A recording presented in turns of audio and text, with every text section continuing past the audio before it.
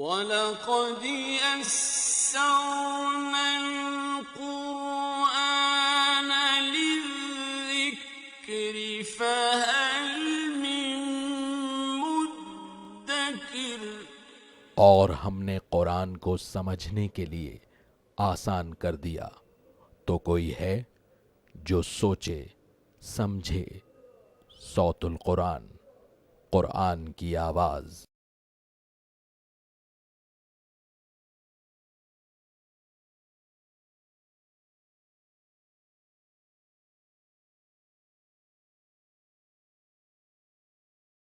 نحمده ونصلي على رسوله الكريم اما بعد فاعوذ بالله من الشيطان الرجيم بسم الله الرحمن الرحيم يا ايها الذين آمنوا بالله ورسوله والكتاب الذي نزل على رسوله والكتاب الذي انزل من قبل ومن يكفر بالله وملائكته وكتبه ورسله واليوم الآخر فقد ضل ضلالا بعيدا صدق الله العظيم۔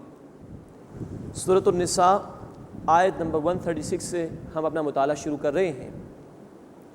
اللہ رب العزت نے اس آیت مبارکہ میں حقیقی ایمان کے حوالے سے گفتگو ارشاد فرمائی ہے اور قبول کر لینے والوں سے مطالبہ کیا ہے کہ وہ دل کی گہرائیوں سے ایمان کو قبول کریں، جس کا اظہار پھر انسان کے عمل سے ہوتا ہے۔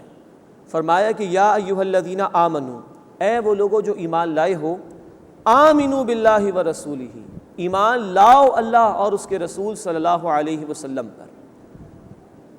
الفاظ پر توجہ فرمائیے، یا ایھا الذین آمنو، اے وہ لوگوں جو ایمان لائے ہو، آمنوا باللہ ورسولہ، ایمان لاؤ اللہ پر اور اس کے رسول صلی اللہ علیہ وسلم پر۔ عرض کیا جا چکا ہے کہ اس سورہ مبارکہ میں سچے اہل ایمان سے بھی خطاب ہو رہا ہے اور ایمان کے جو جھوٹے دعوے دار تھے یعنی منافقین، ان سے بھی بار بار خطاب ہو رہا ہے۔ تو اللہ تعالیٰ کا مطالبہ صرف یہ نہیں کہ بندہ ایک مرتبہ قبول کر لے کہ وہ اللہ کو اور رسول علیہ الصلاۃ والسلام کو مانتا ہے، بلکہ مطالبہ یہ ہے کہ دل کی گہرائیوں سے ایمان لا۔ تو فرمایا کہ یا ایھا الذین آمنوا آمنوا باللہ ورسولہ، اے وہ لوگوں جو ایمان لائے ہو، ایمان لاؤ اللہ پر اور اس کے رسول صلی اللہ علیہ وسلم پر، والکتاب الذی نزل علی رسولہ، اور اس کتاب پر جو اس نے اپنے رسول صلی اللہ علیہ وسلم پر نازل فرمائی یعنی قرآن حکیم، والکتاب الذی انزل من قبل، اور ان کتابوں پر بھی جو ان سے پہلے نازل کی گئیں، ومن یکفر باللہ، اور جو انکار کرے اللہ کا، وملائکتہ وکتبہ ورسلہ والیوم الآخر، اور انکار کرے فرشتوں اور اللہ کی کتابوں اور اللہ کے رسولوں اور آخرت کے دن کا، فقد ضل ضلالا بعیدا، تو وہ بہت دور کی گمراہی میں بھٹک گیا۔ تو یہ وہ آیت مبارکہ جس میں اللہ تعالیٰ نے ماننے والوں سے مطالبہ کیا ہے کہ وہ دل کی گہرائیوں سے ایمان لائیں۔ یہی وہ بات ہے جو ہم ایمان مجمل میں پڑھتے ہیں، آمنت باللہ کما ہوا باسمائہ وصفاتہ وقبلت جمیع احکامہ اقرار باللسان وتصدیق بالقلب۔ میں ایمان لایا اللہ پر، اس کے تمام ناموں، اس کی تمام صفات کے ساتھ، اور میں نے اس کے تمام احکامات کو قبول کیا، زبان سے اقرار کیا اور دل سے تصدیق کی۔ اللہ رب العزت جس ایمان کا ہم سے مطالبہ کرتے ہیں وہ یہ بھی ہے کہ زبان سے قبول کیا جائے، اور اس سے بڑھ کر یہ ہے کہ دل کی گہرائیوں سے ایمان لایا جائے۔ چنانچہ قرآن حکیم نے سورہ الحجرات آیت نمبر 7 میں صحابہ کرام رضی اللہ تعالی عنہم اجمعین کی شان بیان کی، وَزَيَّنَهُ فِي قُلُوبِكُمْ، اللہ نے ایمان کو تمہارے دلوں میں مزین فرما دیا۔ اور اسی سورۃ الحجرات آیت نمبر 14 میں اللہ تعالیٰ نے ان لوگوں کا ذکر کیا جنہوں نے ایمان کا دعویٰ کیا تھا۔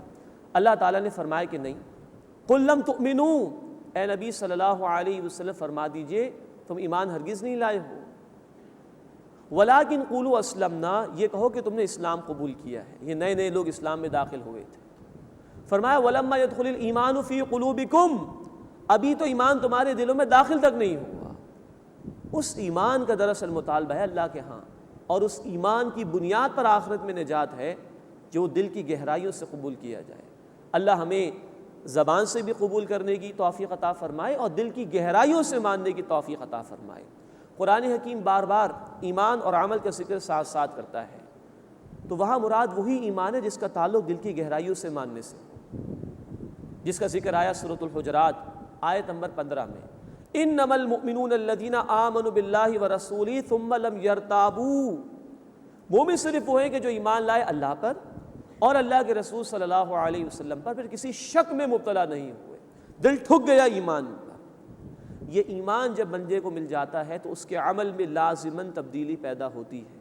یہی وجہ ہے کہ اللہ کے رسول صلی اللہ علیہ وسلم کی حدیث ہے بخاری اور مسلم شریف میں کہ کوئی شخص حالت ایمان میں چوری نہیں کرتا، حالت ایمان میں شراب نہیں پیتا، حالت ایمان میں زنا نہیں کرتا۔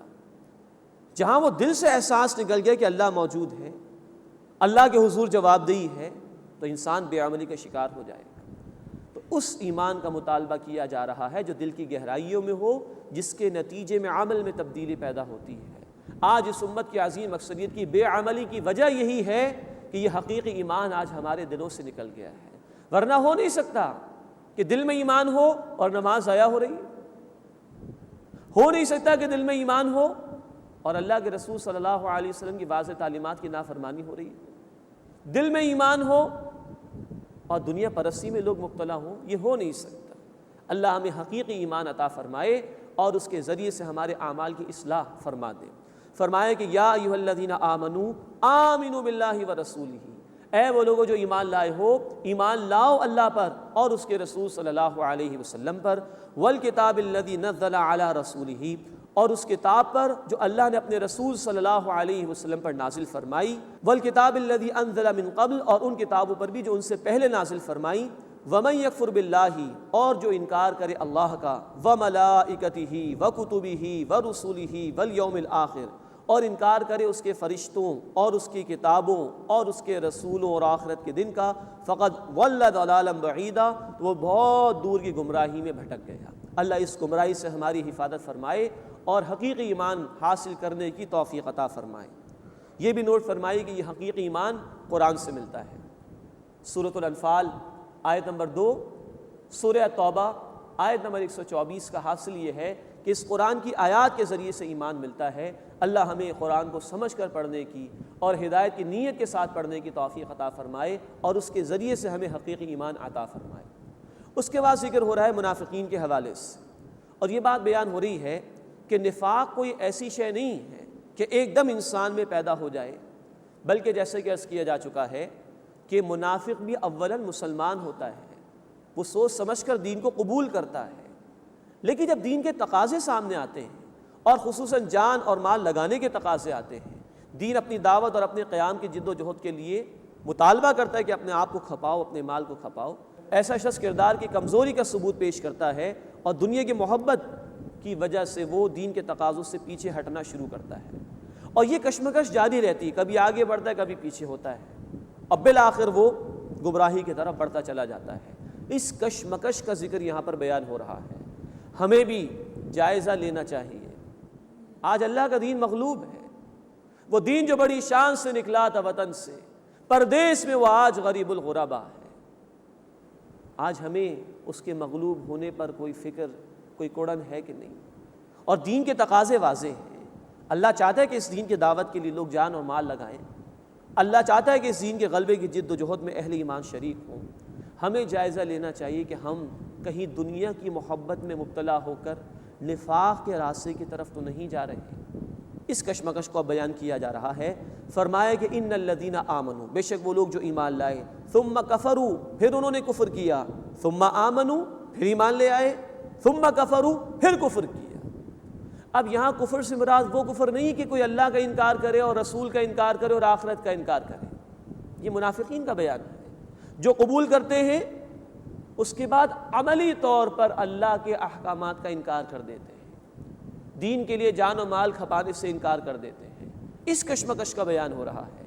فرمایا کہ ان الذین آمنوا، بے شک وہ لوگ جو ایمان لائے، ثم کفروا، پھر کفر کی روش اختیار کی، ثم آمنوا، پھر ایمان لے آئے، ثم کفروا، پھر کفر کی روش اختیار کی، ثم ازدادوا کفرا، پھر کفر میں بڑھتے ہی چلے گئے، اب طے کر لیا کہ پیچھے ہی ہٹنا ہے۔ لم یکن اللہ لیغفر لہم، اللہ انہیں ہرگز معاف نہیں فرمائے گا، ولا لیہدیہم سبیلا، اور نہ ہی انہیں راستہ دکھائے گا۔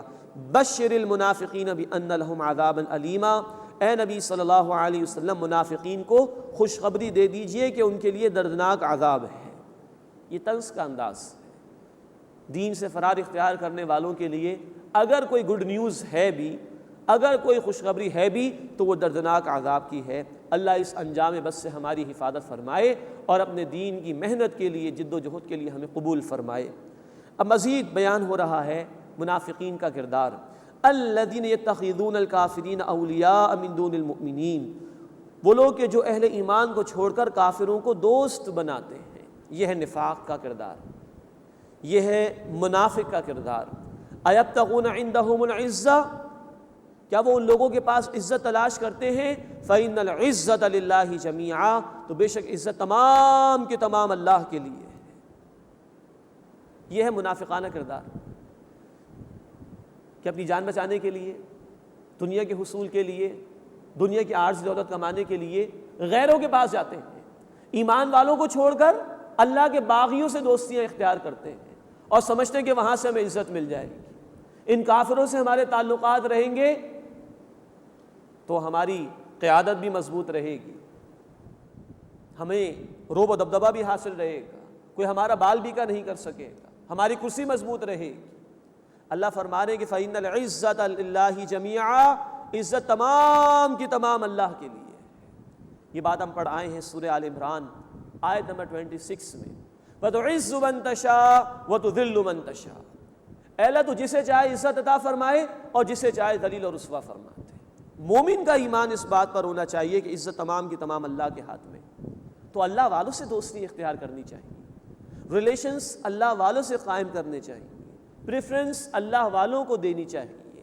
یہ منافقت ہے سراسر کہ اللہ والوں کو چھوڑ کر، ایمان والوں کو چھوڑ کر اللہ کے دشمنوں کفار سے دوستی اختیار کی جائے۔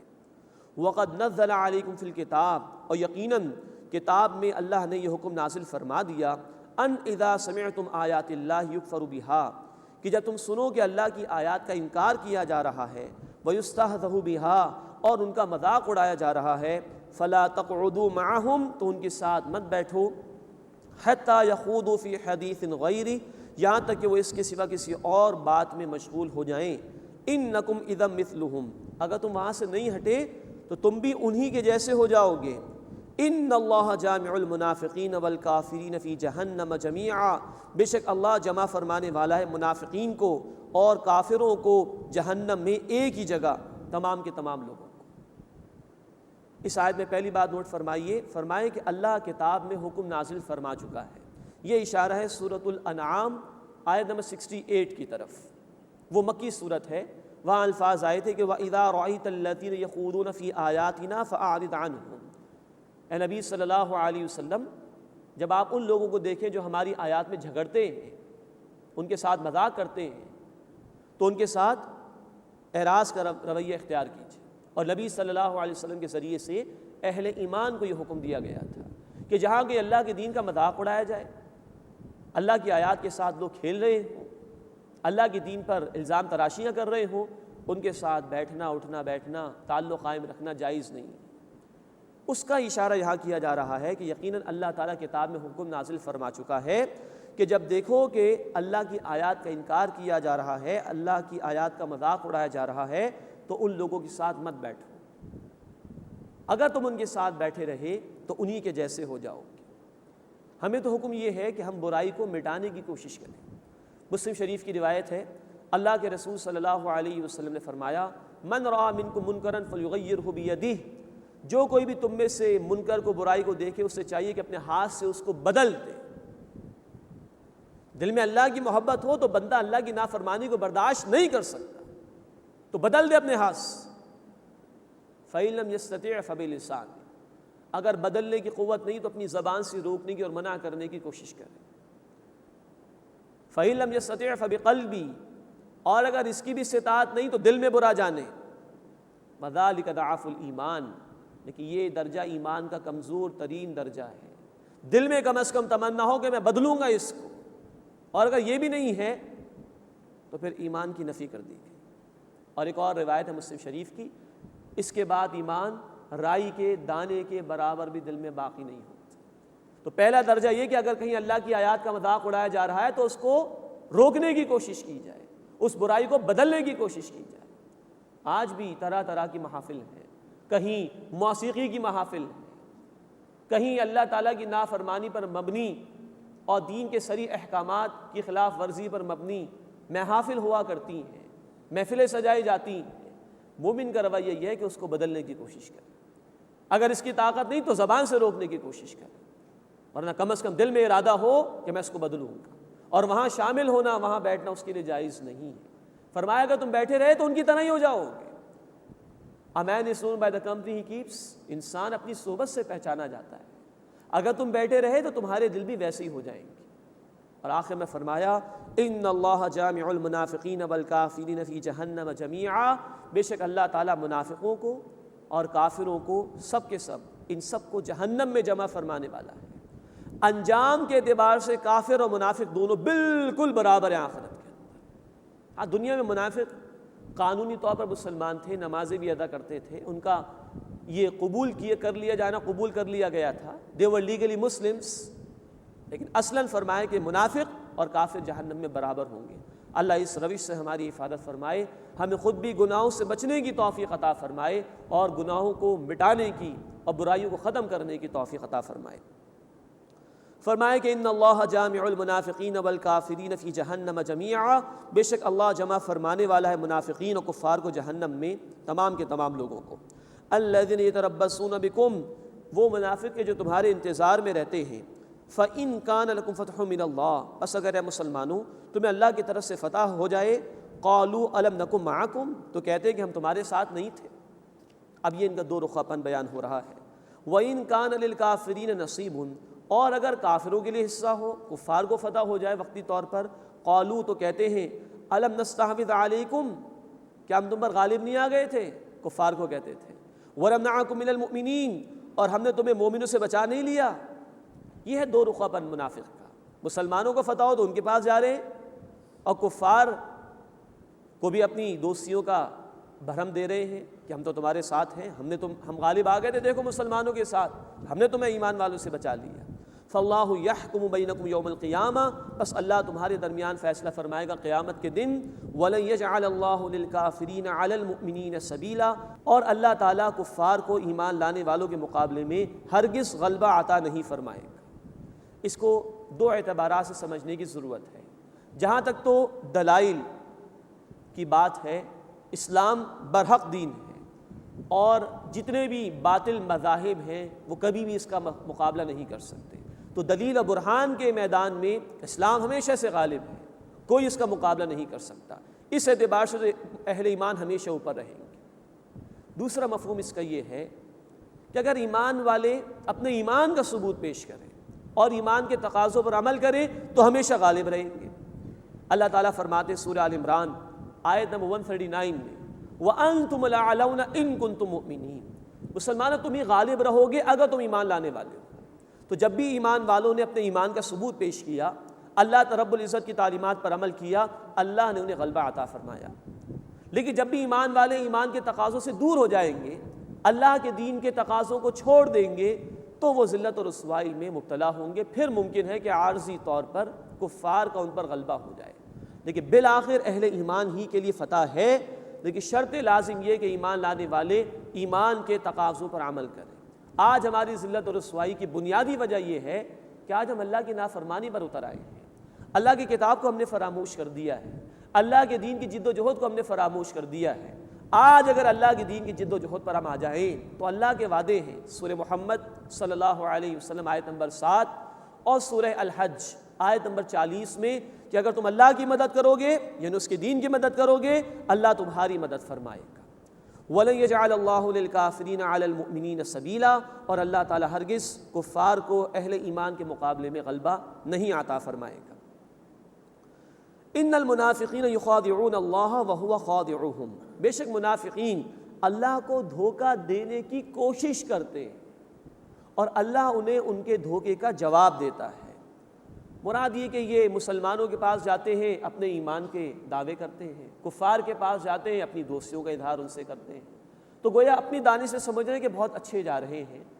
فرمایا کہ وَهُوَ خَادِعُهُمْ، اللہ انہیں ان کے دھوکے کا جواب دے گا۔ دنیا بھی ہاتھ سے جائے گی اہل ایمان کو غلبہ ہو جائے گا، کفار مٹا دیے جائیں گے، اور آخرت بھی ہاتھ سے جائے گی، کیونکہ یہ ایمان کے جھوٹے دعوے کر رہے ہیں اور ایمان کے تقاضوں پر عمل نہیں کر رہے۔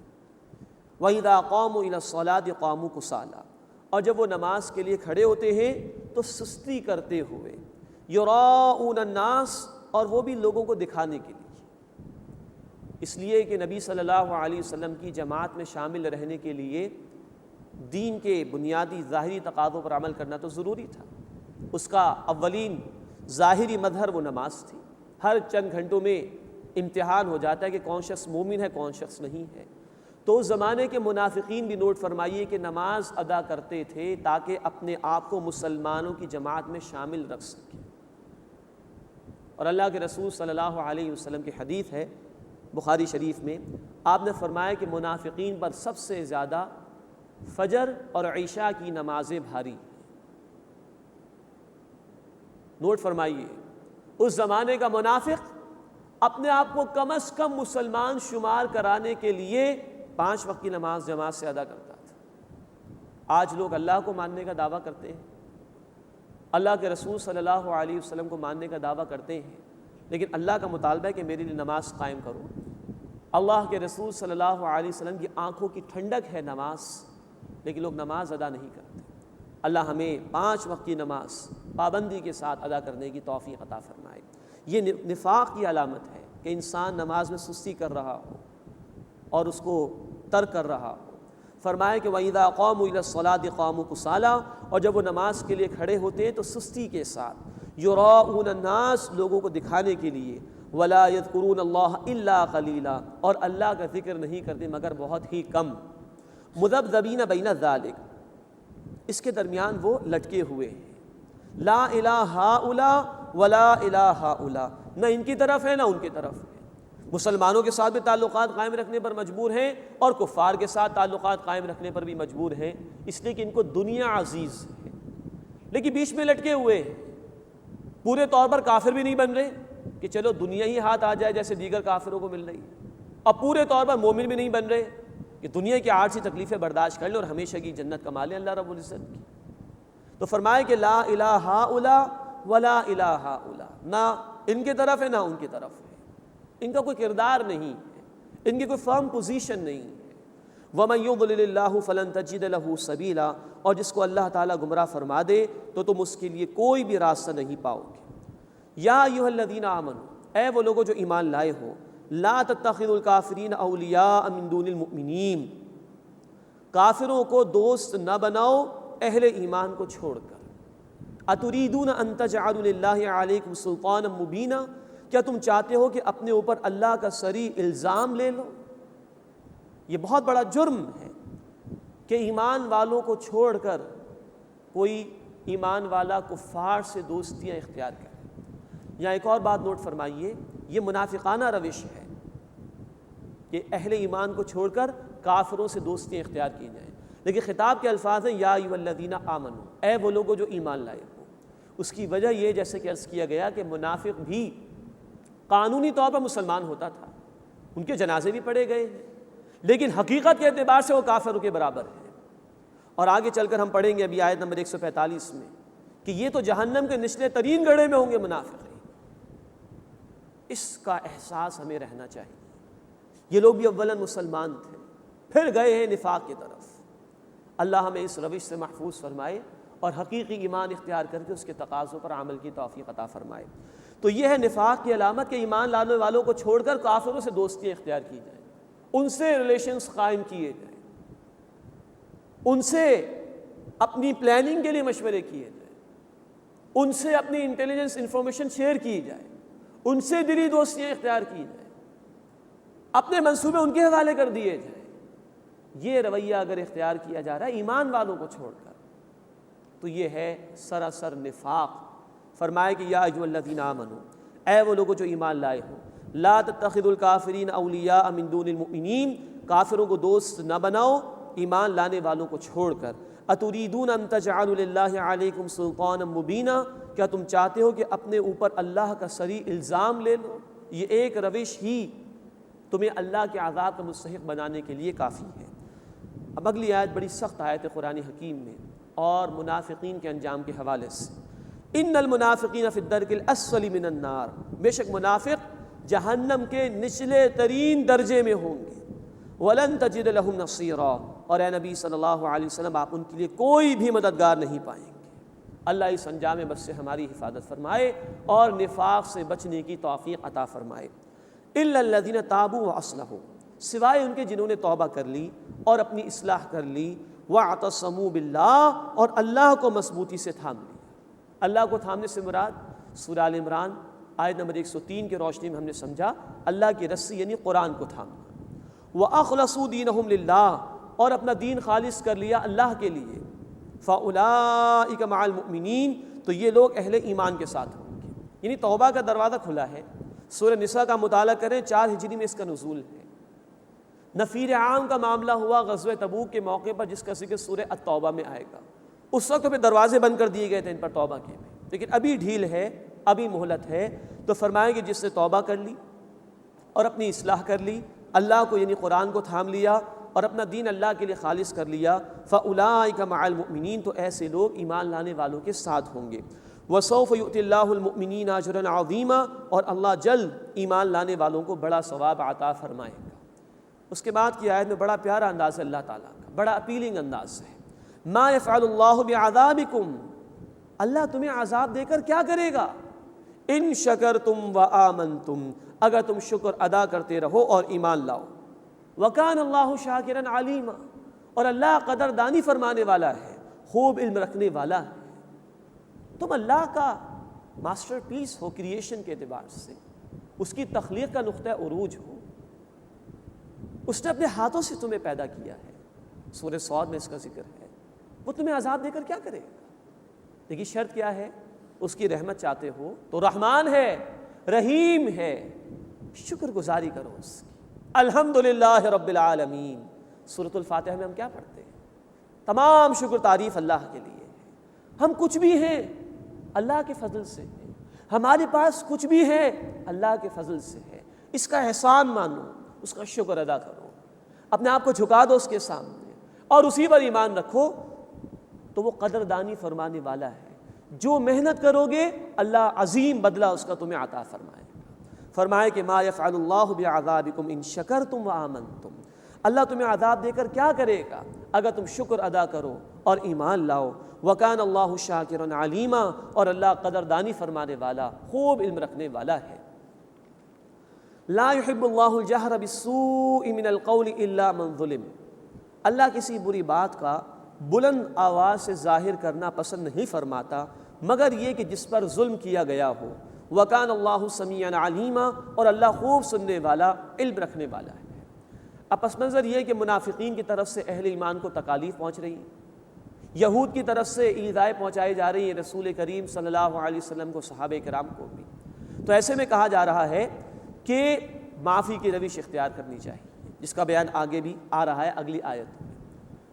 تو تکلیف اگر کسی کو پہنچ جائے تو برائی کا بیان کرنا پسندیدہ نہیں ہے، سوائے اس کے کہ جس کے ساتھ ظلم کیا گیا ہو. کوئی مظلوم ہے، اس کا حق مارا گیا تو اپنا مقدمہ دائر کر سکتا ہے. کوئی مظلوم ہے جس پر ظلم کیا گیا، اس کی داد رسی کرنا لوگوں کا بھی فرض ہے اور اس کے لیے بھی اجازت ہے کہ وہ اپنے حق کا مطالبہ کر سکتا ہے اور اپنی اس مظلومی کی کیفیت کو کسی صحیح اتھارٹی کے سامنے بیان بھی کر سکتا ہے. تو فرمایا کہ کسی بری بات کا بلند آواز سے ظاہر کرنا اللہ اس کو پسند نہیں فرماتا، سوائے وہ کہ جس پر ظلم کیا گیا. اب دیکھیں اسلام ایک ایسا معاشرہ قائم کرنا چاہتا ہے جہاں کسی کی توہین نہ کی جائے، جہاں کسی کی عزت پر حملے نہ کیے جائیں، جہاں لوگ درگزر کا معاملہ اختیار کرنے والے ہوں، جہاں لوگ معاف کر دینے کی روش اختیار کرنے والے ہوں. چنانچہ اللہ کے رسول صلی اللہ علیہ وسلم نے فرمایا، مسلم شریف کی روایت ہے کہ معاف کرنے سے اللہ تعالیٰ عزت میں اضافہ فرماتا ہے. اور بخاری شریف کی حدیث ہے، اللہ کے رسول صلی اللہ علیہ وسلم نے فرمایا، تم لوگوں کے گناہوں پر، ان کی غلطیوں پر پردہ ڈالو، اللہ تمہارے گناہوں اور غلطیوں پر پردہ ڈال دے گا. تو پسندیدہ روش معاف کر دینے کی ہے، دوسروں کی غلطیوں پر پردہ ڈال دینے کی ہے. ہاں کسی پر ظلم ہوا تو اسلام نے اجازت دی ہے کہ وہ اپنا حق مانگ سکتا ہے، اور حق کے مانگنے کے دوران کسی نے ظلم کیا تو ظلم کو بیان کر سکتا ہے. وَكَانَ اللَّهُ سَمِيعًا عَلِيمًا، اور اللہ خوب سننے والا، علم رکھنے والا ہے. ان تبدو خیرا او تخفوہ، اگر تم کوئی بھلائی اعلانیہ کرو یا اسے چھپاؤ، او تعفو عن سوء، یا برائی کو معاف کر دو جس کا ذکر آ چکا ہے، فإن اللہ کان عفوا قدیرا، تو بے شک اللہ تعالیٰ معاف فرما دینے والا، قدرت رکھنے والا ہے۔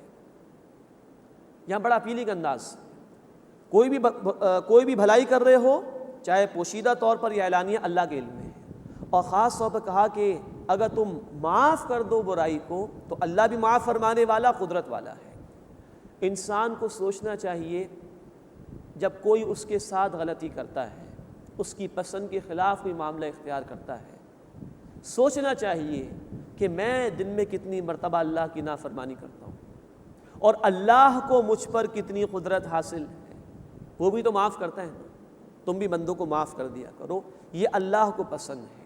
تم بندوں کو معاف کرو گے اللہ تمہیں معاف فرما دے گا۔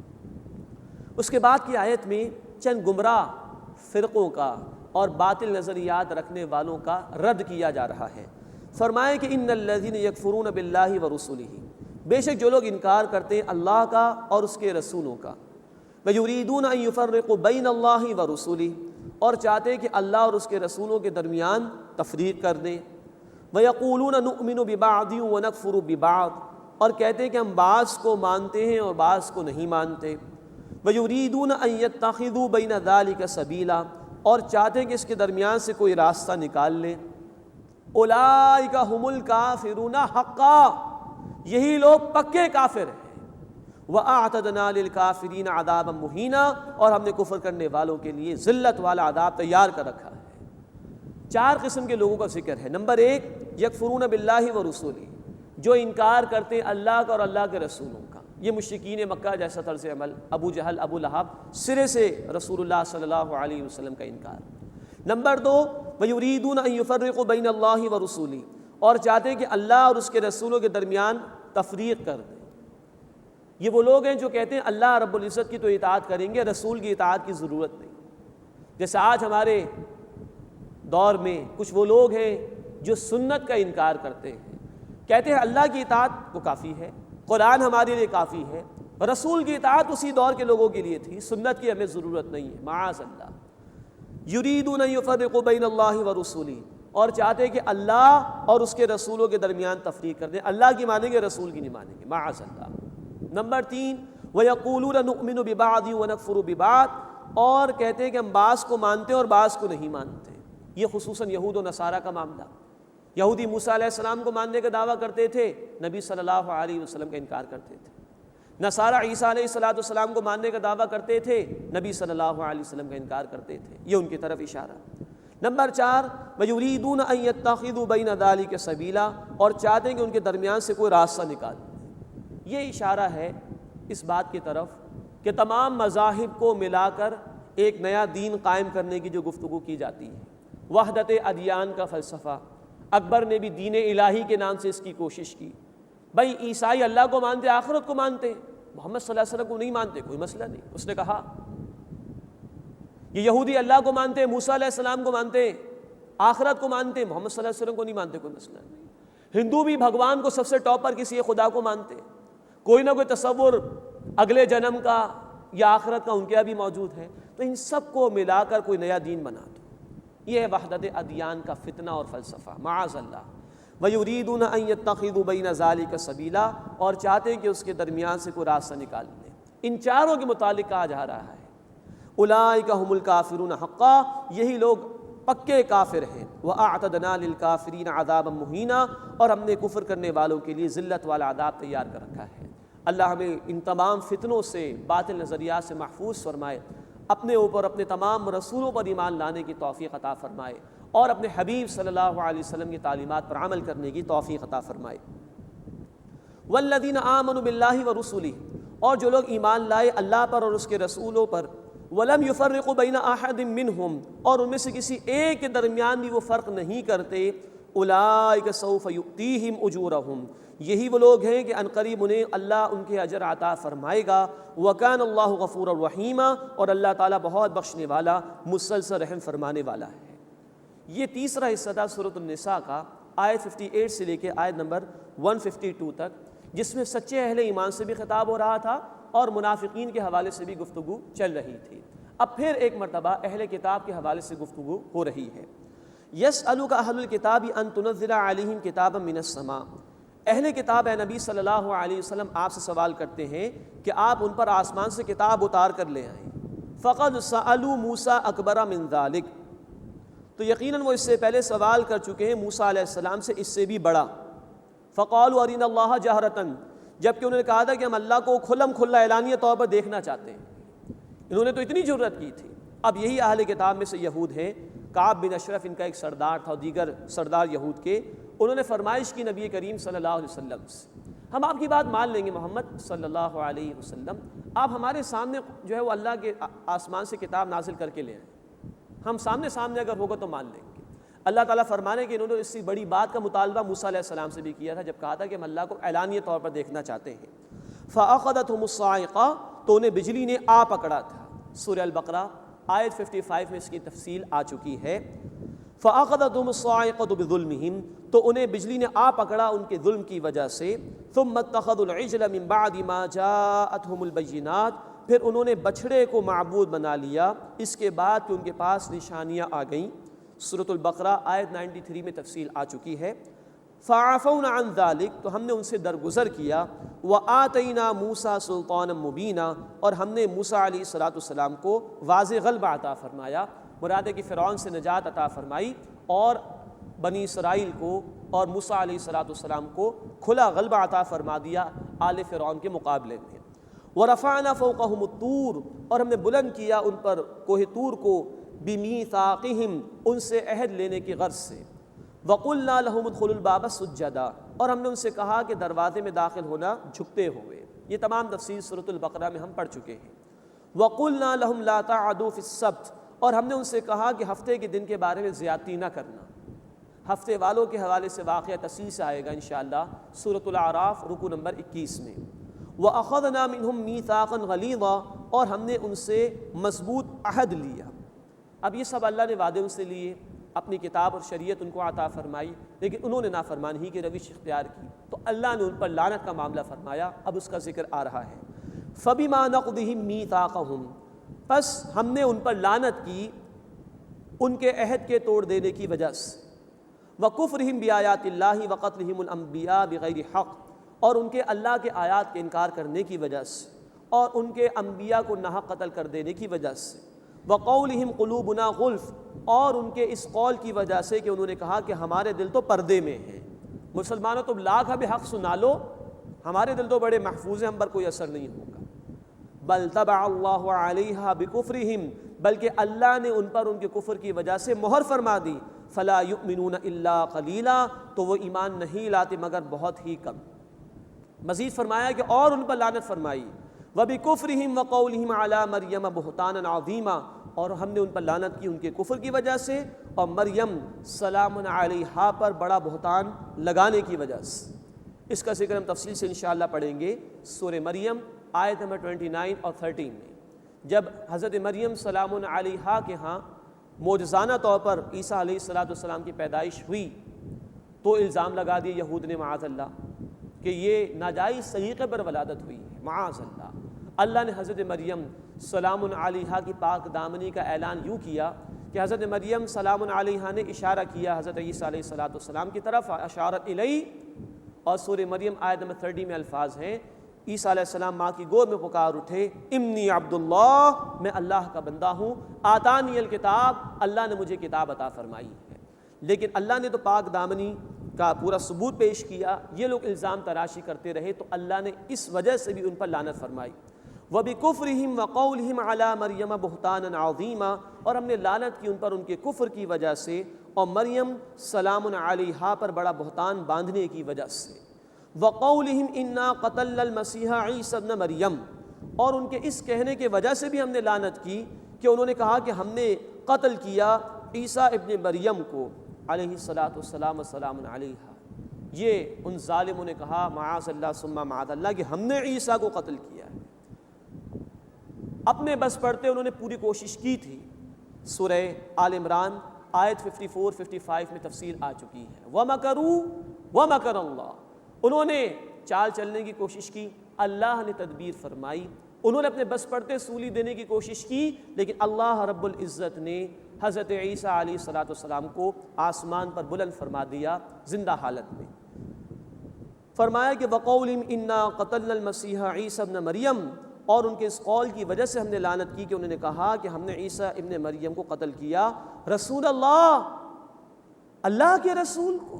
یہ ہے اللہ رب العزت کی طرف سے تبصرہ، اللہ کے رسول کو قتل کرنے کا دعویٰ کر رہے ہیں، معاذ اللہ۔ اللہ کا وعدہ تو یہ ہے، سورۃ المجادلہ آیت نمبر 21 میں، کتب اللہ لأغلبن انا ورسولی، اللہ نے فیصلہ فرما دیا کہ میں اور میرے رسول غالب رہیں گے۔ کوئی رسول کبھی قتل یا شہید نہیں ہوئے، انبیاء شہید ہوئے ہیں، رسول ہمیشہ غالب رہے۔ قومیں مٹائی گئیں، نوح علیہ السلام، لوط علیہ السلام، شعیب علیہ السلام، ہود علیہ السلام، صالح علیہ السلام، ان کی قومیں مٹا دی گئیں، رسولوں کو بچا لیا گیا۔ وما قتلوہ وما صلبوہ، اور انہوں نے عیسیٰ علیہ السلام کو قتل نہیں کیا اور نہ ہی انہیں سولی دی، ولیکن شبہ لہم، بلکہ ان کے لیے ان جیسی صورت بنا دی گئی، شبہ میں پڑ گئے وہ لوگ۔ وَإِنَّ الَّذِينَ اخْتَلَفُوا فِيهِ لَفِي شَكٍّ مِّنْهُ، اور بے شک جو لوگ اس بارے میں اختلاف کرتے ہیں وہ اس بارے میں شک ہی میں مبتلا ہیں۔ یہ اشارہ اہل کتاب کی طرف ہے۔ ہوا یہ کہ یہود نے جو بھی وقت کا گورنر تھا رومی حکومت کے تحت، اس کے کان بھرے عیسیٰ علیہ السلام کے خلاف، اور ان کے خلاف مقدمہ دائر کیا کہ یہ جادو سکھاتے ہیں، یہ مرتد ہو گئے معاذ اللہ، اور ہماری شریعت میں مرتد کی سزا قتل ہے تو ان کو قتل کیا جانا چاہیے معاذ اللہ، اور اپنے بس پڑتے اس گورنر کے کان بھرنے کے بعد سولی دلوانے کا اہتمام کیا۔ حواریین میں سے ایک حواری تھا، اس نے مخبری کر دی اور عیسیٰ علیہ السلام کی طرف ان لوگوں نے بڑھنے کا ارادہ کیا۔ گاسپل آف برناباس جو اس دور میں منظر عام پر آ چکی ہے، جو بین رہی ہے عرصہ دراز تک عیسائی دنیا میں، کیونکہ اس میں حقیقتیں بیان ہوئی ہیں، خالص توحید کا بیان ہے، اس لیے وہ بین رہی، تو گاسپل آف برناباس میں اس واقعے کی طرف اشارہ ہے، باقی قرآن اور حدیث میں اس واقعے کی تفصیل نہیں ملتی۔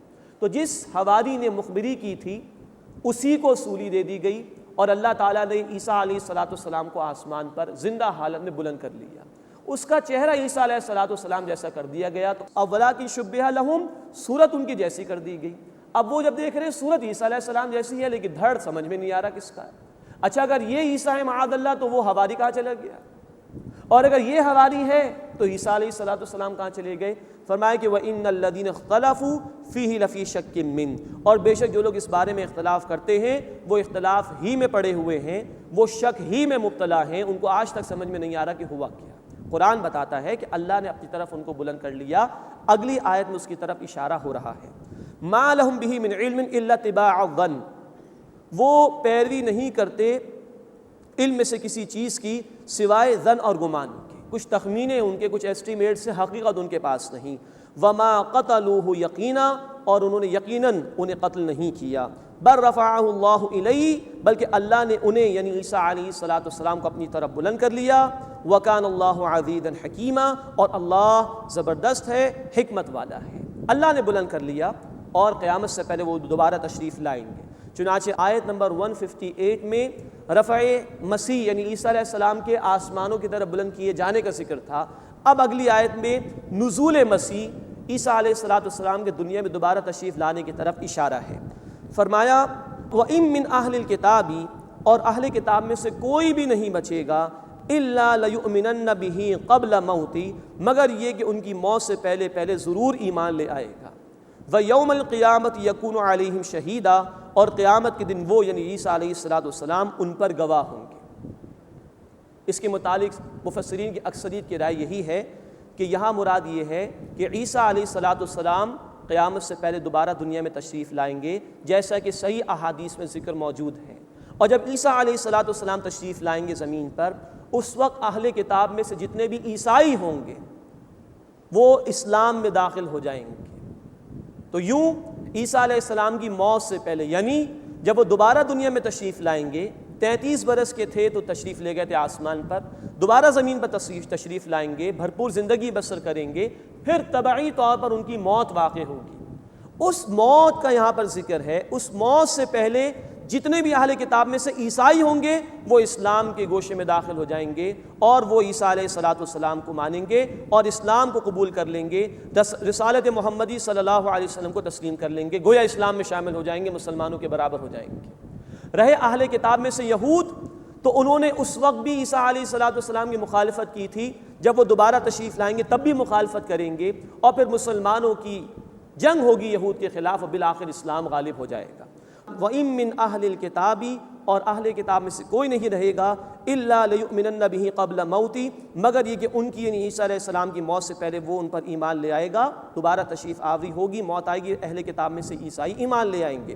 وَيَوْمَ الْقِيَامَةِ يَكُونُ عَلَيْهِمْ شَهِيدًا، اور قیامت کے دن وہ ان پر گواہ ہوں گے، اپنی امت یعنی کہ اہل کتاب میں سے جن لوگوں نے ان کا انکار کیا ہوگا یا جنہوں نے ان کو مانا ہوگا، ان کے متعلق گواہی پیش کریں گے اللہ کے حضور میں، اے اللہ ان سب تک میں نے پیغام پہنچا دیا تھا۔ جنہوں نے انکار کیا ہوگا ان کو اپنی جواب دہی خود اللہ کے حضور میں قیامت کے دن کرنی ہوگی۔ یہ ایسے ہی ہے کہ جیسے ہم نے سورہ نساء آیت 41 میں پڑھا تھا کہ ہر رسول میں سے گواہ کو کھڑا کیا جائے گا، یعنی اس کے رسول کو اس امت کے خلاف گواہی دینی ہوگی۔ اللہ تعالی ہمیں اپنی آیات کا فہم عطا فرمائے اور ان کے تقاضوں پر عمل کرنے کی توفیق عطا فرمائے۔ وآخر دعوانا ان الحمد للہ رب العالمین۔